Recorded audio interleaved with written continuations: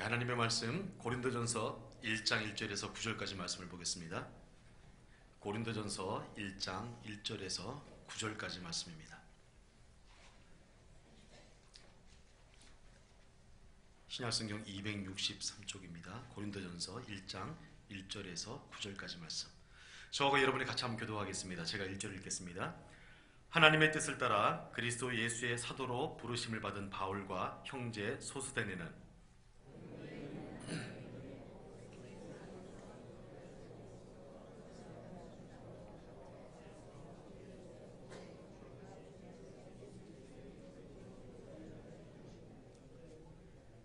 하나님 우리 아버지와 주 예수 그리스도로부터 은혜와 평강이 있기를 원하노라.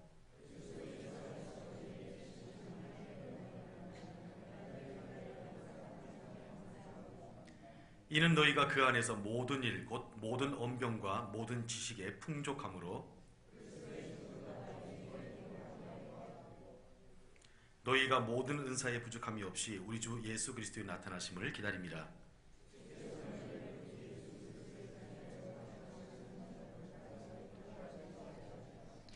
너희를 불러 그의 아들 예수 그리스도 우리 주와 더불어 교제하게 하시는 하나님은 미쁘시도다. 아멘.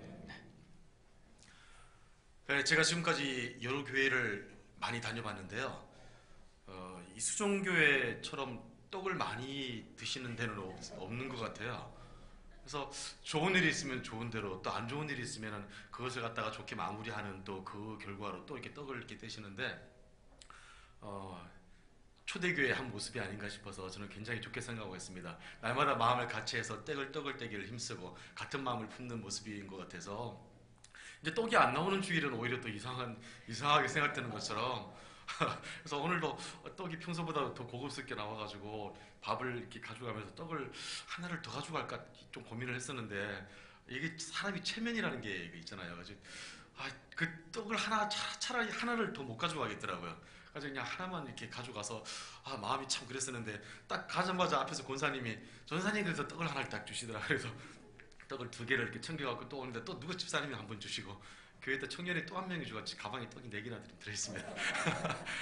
그래서 떡 생각만 하면 지금 너무 기분이 좋아가지고 저희 어머니가 떡을 많이 좋아하시거든요. 그래가지고 어머니를 좀 가져다 드리려고 이렇게 챙겼습니다. 제가 저 혼자 먹으려고 그런 게 아니고요. 아무튼 이렇게 날마다 마음을 같이 해서 떡을 떼는 것들은 너무 아름답고 감사한 것 같아요. 지난주에 임직 받으신 모든 분들은요, 다시 한번 축하를 드립니다.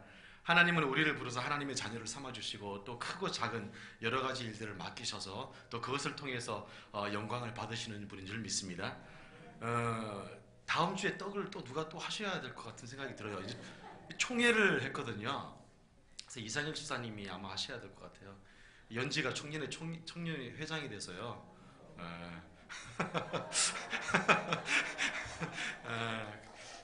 그 정도면 충분히 떡할 일이라고 생각이 들어져서, 제가 떡을 먹고 싶어서 그런 것이 아니라 아무튼 경사스러운 일이 날마다 교회 안에 가득했으면 좋겠습니다. 하나님은 우리를 어떻게 부르셨는가를 갖다가 오늘 본문을 통해서 살펴보고요, 오늘날 우리가 사명을 받아서 살아가는 우리 모두에게 교훈을 삼고자 합니다. 아까 히터를 많이 틀어놔서 굉장히 덥더라고요. 그래서 떡도 많이 맛있게 드시고, 이 졸음이 굉장히 오실 시간이거든요. 졸릴 새도 없이 제가 빨리 메시지를 끝낼 거니까 잠깐 조시다 일어나면 바로 이렇게 주기도문 하게 돼 있습니다. 그러니까 졸 시간이 없으실 겁니다. 이 사도 바울은 이 고린도 교회를 갖다가 2차 전도 여행 때 개척을 했습니다. 그 다음에 이제 3차 전도 여행 중에서 이 고린도 교회에서 들려오는 여러 가지 많은 문제점들을 듣게 되었죠. 그래서 참 너무 마음이 아파서 고린도 교회를 권면하기 위해서 이 고린도 전서를 갖다가 안타까워하는 마음으로 편지를 쓰게 되었습니다. 그래서 특별히 사명자로서의 갖다가 부르심에 대해서, 하나님 갖다가 우리를 갖다가 어떻게 사명자로 부르시는가에 대해서 4가지만 여러분들에게 간단하게 말씀을 드리고자 합니다. 첫 번째, 사도 바울은 오늘 본인 스스로에 대해서 하나님의 뜻을 따라 그리스도 예수의 사도로 부르심을 받았다고 얘기를 하고 있습니다. 사도 바울은 자신이 그리스도 예수의 사도로 부르심을 받은 것은 하나님의 뜻을 따라 된 것이라고 고백을 하고 있는 것이죠. 우리의 소명은 내게 무엇이 있어서 되는 것이 아니라 전적인 하나님의 은혜와 부르심으로 말미암는 것입니다. 우리는 우리가 맡은 직분과 소명에 대해서 전적으로 하나님의 은혜인 것을 갖다 고백을 해야 되는 것입니다. 교만하지 않기 위해서요. 내게 무엇이 있어서 내가 잘나서 갖고 있는 것이 많아서 직분을 맡은 것이 아니거든요. 하나님은 우리를 부르실 때는 전적으로 하나님 뜻입니다. 그래서 사람의 생각과 틀릴 때가 있습니다. 나는 저렇게 예상을 못했는데, 하지만 하나님은 하나님의 방법과 하나님의 뜻을 따라 사람을 세우십니다. 우리가 교회 공동체 안에서 그런 것들은 정말 하나님의 권위에 우리가 온전히 순종을 해서 거기에 따르는 것들이 우리가 하나님의 권위를 인정하는 방법이 되겠습니다. 또 그것이 하나님의 뜻임을 우리는 온전히 믿어야 됩니다. 왜 내가 이 자리를 서게 됐지? 왜 내가 이 직분을 맡게 됐지? 난 하기 싫다 그랬는데. 이것은 내가 그것을 충성스럽게 감당하기 위해서 이것은 하나님의 뜻이다라는 것을 갖다가 우리 분명히 명심을 해야 되는 것입니다. 그렇지 않으면 우리는 여러 가지 많은 핑계로 이것을 갖다가 할 수 없다, 하기 싫다, 나는 할 수 없을 것이다라고 계속 얘기하게 되거든요. 하지만 어느 누구도 하나님의 뜻 앞에서는 변명할 자가 없습니다. 그것이 내가 하나님의 뜻이라고 받아들이는 순간부터 그것은 내가 나의 환경에 상관없이, 나의 성격에 상관없이, 기질에 상관없이 믿음으로, 겸손함으로, 감사함으로 충성스럽게 감당해야 되는 것이고, 또 주변의 모든 사람들도 그것을 갖다가 인정을 해야 되는 것입니다. 그래서 우리의 모든 직분들은, 우리의 모든 사명은 첫 번째 하나님의 뜻을 따라 된 것입니다. 사도 바울은 많이 도전을 받았거든요. 외모도 형편없었습니다. 말도 제대로 할 수 없는 자였습니다. 그렇기 때문에 사도 바울은 자기의 사도권을 갖다가 증명하기 위해서는 항상 하나님의 뜻을 따라 이것을 분명히 밝히고 있는 것이죠. 두 번째, 하나님께서는 우리를 교회로 부르십니다. 우리 2절 말씀을 보면요, 고린도 교회는 굉장히 많은 문제들이 있었습니다. 그 중에 가장 큰 문제가 이 분파주의라는 것이거든요. 너무 많은 파가 있었어요. 이런 바울파가 있었거든요. 바울파. 왜냐하면 바울은 고린도 교회의 창설자였거든요. 그러니까 바울파가 있어가지고 굉장히 거기 자부심을 느꼈고요. 또 아볼로파가 있었죠. 이 아볼로는 굉장히 성경에 능통한 자였습니다. 또 바울에 비해서 굉장히 언변이 좋았던 사람이었거든요. 그래서 이 아볼로파가 있었고요. 또 이 베드로파가 있었습니다. 베드로는 누굽니까? 예수님의 수제자잖아요. 그러니까 그 명예, 그 전통, 그런 또 파가 있었고요. 또 하나는 이 그리스도파가 있었습니다. 난 이것도 저것도 아니야. 난 그리스도파다. 왜냐하면 이 그리스도파에 속한 사람들은요, 굉장히 철학이라든가 이런 데 굉장히 능통했던 사람들이었습니다. 오늘날 저 기독교 이렇게 해서 굉장히 폄하하는 거하고 틀리게 그 당시에 이 기독교 교리의 교리는요 굉장히 높이 쳐졌거든요. 그리스도 교회의 이 철학은 굉장히 심오한 철학이기 때문에 내가 이 그리스도 교회의 철학을 받아들여 가지고 이렇게 하나님의 자녀가 되고 구원을 얻었다는 것은요 굉장히 큰 자부심이었습니다. 너희들의 이런 사상을 과연 이해할 수 있어? 이 그리스도 교회의 이 엄청난 이 심오한 깊은 철학, 이 삼위일체 교리와 이런 것들을 너희들은 과연 이해는 할 수 있어? 우리는 이것을 충분히 이해하고 받아들이고 말미암아서 우리는 그리스도인이 된 거야 라고 이런 엄청난 철학을 자랑했거든요. 그래서 그리스도 교인이라는 것은 굉장히 자부심이 있었던 또 한편의 그들의 자랑거리였던 것입니다. 이런 많은 파들이 있었습니다. 여러분들은 그러시지 않겠죠? 무슨 파? 우리는 오로지 예수 그리스도를 말미암아서 교회의 머리 대신 오로지 예수 그리스도께 속한 사람인 줄 믿습니다. 그래서 오늘날에도 마찬가지입니다. 내가 누구인가 보다는 나는 누구를 알고 있는가에 더 많이 자신의 가치를 결정하는 그런 것들이 오늘 세상의 모습이고 또 교회의 모습이기도 하는 것입니다. 하지만 하나님의 공의로운 심판만이 인간의 이런 자랑을 피할 것입니다. 또 도덕적인 또 성적인 타락이 극심했습니다. 근친상간도 있었고요, 술 취함도 있었고, 각종 고소라든가 성만찬에 대한 것들, 부활 논쟁, 여러 가지 많은 것들이 있었습니다. 그래서 굉장히 미성숙한 사람들이었거든요. 고린도 사람이다라는 말은 그냥 아주 도덕적으로 아주 부도덕한 사람을 나타내는 그런 관용 표현일 정도로 이 고린도 사람이란 이 고린도 교회의 특성들이 그렇게 있었던 것이죠. 오늘날 이 세대의 오늘날 교회와 전혀 다르지 않은 모습들이 이 고린도 교회의 모습들이 나타난 것입니다. 그러나 이런 문제가 많았던, 이런 미성숙한, 이런 형편없는 이 고린도 교회를 사도 바울은 오늘 본문 2절에서 뭐라고 부르고 있습니까? 이런 고린도 교회를 하나님의 교회라고 부르고 있습니다. 저런 형편없는 교회가 아니라 하나님의 교회, 고린도에 있는 하나님의 교회. 이런 많은 문제가 있는 고린도 교회일지라도 그들도 역시 하나님의 자녀로서 그런 구속적인 섭리 가운데 있음을 갖다가 바울은 확증을 한 것이죠. 여러분, 교회란 무엇입니까? 오늘 본문의 2절 말씀에 보충 설명을 하고 있습니다. 교회란 그리스도 예수 안에서 거룩하여지고 성도라 부르심을 받은 자들의 모임입니다. 그것이 교회입니다. 그리고 또 예수 그리스도의 이름을 부르는 모든 자들입니다. 그 이전까지만 해도 하나님께서는 끊임없이 그 이스라엘을 통해서 복음을 이방인들에게 전해서 이방인들도 역시 하나님의 구원 계획 안에 있다는 것을 갖다가 말씀하시고자 했지만은 유대인들은 그것을 끝까지 거부를 했습니다. 그래서 하나님께서는 바로 교회를 갖다가 세우신 것입니다. 그래서 교회란 그리스도를 갖다가 주로 부르는 사람들, 유대인과 그리고 이방인들, 그리스도를 주를 부르는 모든 이방인들이 합해진 것이 이런 교회인 것입니다. 교회는 그래서 세상의 잣대나 우리의 작은 생각으로 함부로 평가되어서는 안 됩니다. 오늘날 세상 사람들이 얼마나 많이 교회를 판단합니까? 얼마나 교회를 많이 평가합니까? 하지만 그런 세상 사람들의 잣대로 평가되어서는 안 되는 것이 하나님의 몸된 교회인 것입니다. 우리 교회 안에 부족함과 연약함이 있더라도 우리는 그것으로 인해서 쉽게 판단하고 그리고 우리 스스로가 정죄해서는 안 될 것입니다. 오히려 그리스도의 피로 값주고 사신 소중한 모임인 이 교회를 갖다가 우리가 온전히 사랑하고 내 아픔으로 여겨서 그런 기도하는 우리가 되어야 될 것입니다. 우리는 5절 말씀처럼 그 교회 안에서 든든히 견고하게 서가야 될 것입니다. 5절 말씀에 이는 너희가 그 안에서 모든 일 곧 모든 언변과 모든 지식의 풍족함으로 그리스도의 증거가 너희 중에 견고하게 되어라는 말씀을 하고 있습니다. 고린도 교인들은 이 헬라 영향을 많이 받아서 그 인간의 지혜라든가 인간의 이성을 굉장히 중요시 여겼습니다. 그래서 토론하고 지식을 쌓는 것을 갖다가 굉장히 좋아했죠. 사도 바울은 여기에 빗대서 모든 언변, 근데 여기서 사도 바울이 얘기하는 모든 언변이란 뭡니까? 우리가 뭐 말 잘하는 것을 아니에요. 이 모든 언변이라는 것은 내가 그리스도 안에서 깨달은 진리를 갖다가 말할 수 있는 능력입니다. 이것이 모든 언변이에요. 우리가 아무리 말을 잘하면 뭐합니까? 아무리 많은 철학이 있으면 뭐합니까? 우리가 그리스도 안에서 성경 안에서 깨달은 말을 갖다가 한마디도 하지 못한다면 이것은 나는 말을 할 수 없는 자입니다. 사도 바울은 이 모든 언변을 그렇게 설명하고 있습니다. 나는 하나님 안에서 말씀 가운데서 깨달은 말을 갖다가 한마디라도 제대로 하고 있는가? 증거하고 있는가? 그것이 언변입니다. 하나님께서 우리에게 주신 언어입니다. 모든 지식은 무엇입니까? 모든 지식은 뭐 철학이나 과학이나 이런 모든 지식을 얘기하는 것이 아니라 여기서 모든 지식이란 그리스도와 십자가 복음을 깨닫는 것, 진리이신 그리스도와 십자가 복음을 깨닫는 것이 모든 지식이라고 사도 바울은 얘기를 하고 있는 것입니다. 우리에게는 이것이 필요합니다.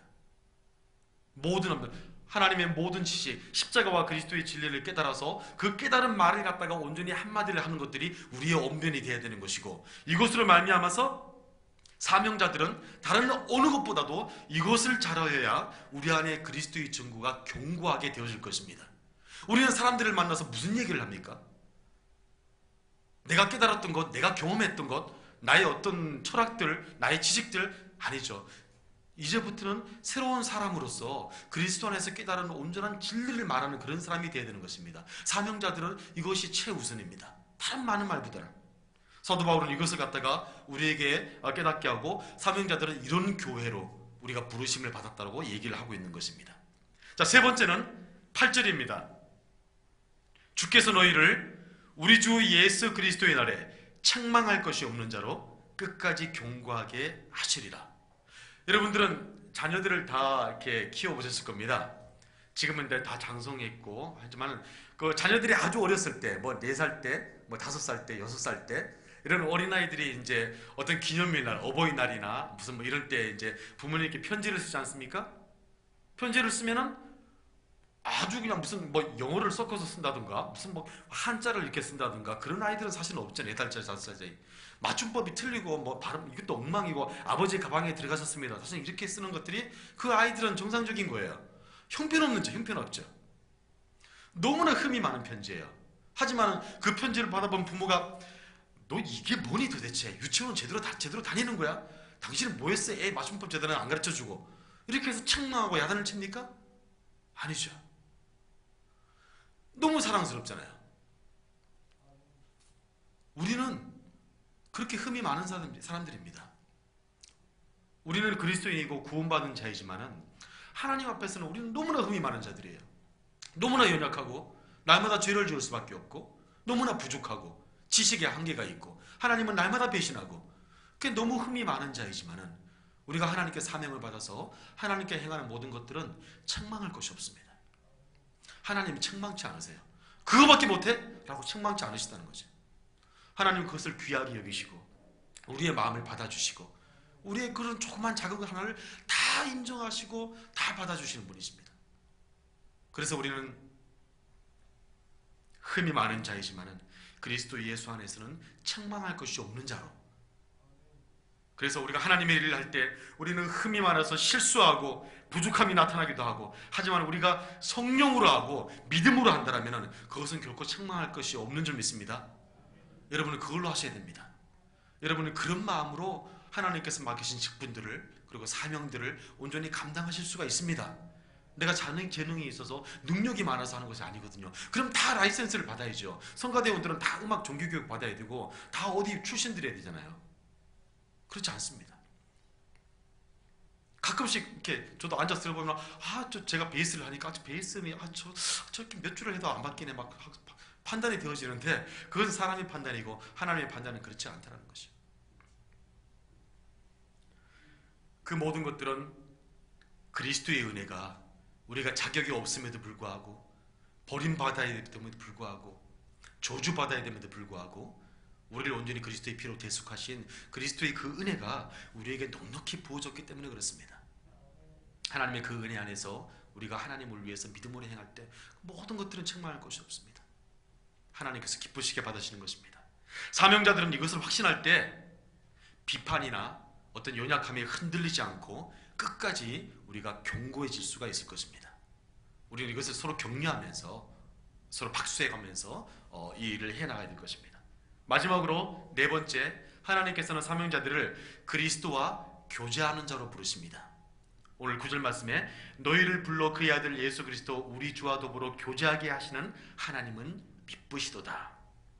사명자들의 가장 중요한 우선순위는 그리스도와 온전히 교제하는 것입니다. 사람들과 어울리고 이제부터는 내가 이 직분을 맡았으니까 더 열심히 사람들을 만나고 그들을 가르치고 그들을 섬기고, 물론 굉장히 중요한 것이긴 하지만 그보다도 더 중요한 것은 우선적으로 그리스도와 교제하고 그 안에서 견고하게 되어지고 그것으로 말미암아서 풍성함이 내게서 흘러 넘치는 것입니다. 여러분, 내가 하나님과 온전히 교제해서 하나님의 성령으로 충만해서 내 속에서 성령의 충만함이 흘러 넘친다라면 내 주변의 사람들은 그냥 흘러 넘치는 그 은혜를 받아 누릴 수가 있어요. 내가 사람을 만나서 내 속에 얼마 되지도 않은 것을 끝까지 짜내서 이것을 사람들한테 먹이고 영향력을 주는 것보다 그것이 더 유익이 있습니다. 그래서 내가 내 개인이 하나님 안에서 그리스도 안에서 온전히 견고하게 서 있는 것만이 내 사명을 감당할 수 있는 것입니다. 온전히 무언가를 더 잘하려고 하기보다는 그리스도와 교제가 더 깊어지기 위해서 사명을 받은 사람들은 시간을 투자하고 내 마음을 투자를 해야 될 것입니다. 우리는 모두 다가 그리스도에게 사명을 받은 사람들입니다. 그것은 구원받은 하나님의 자녀로서 최우선으로 해야 되는 어떤 예배자의 사명이 있습니다. 어떤 직분을 맡은 사람뿐만이 아니라 우리는 구원받은 하나님의 자녀로서 그런 예배자의 사명을 받은 사람들입니다. 예배에 목숨을 거는 자들이 되길 원합니다. 그리고 주님 오실 때까지 우리가 충성해야 되는 복음 전달자로서의 사명이 있습니다.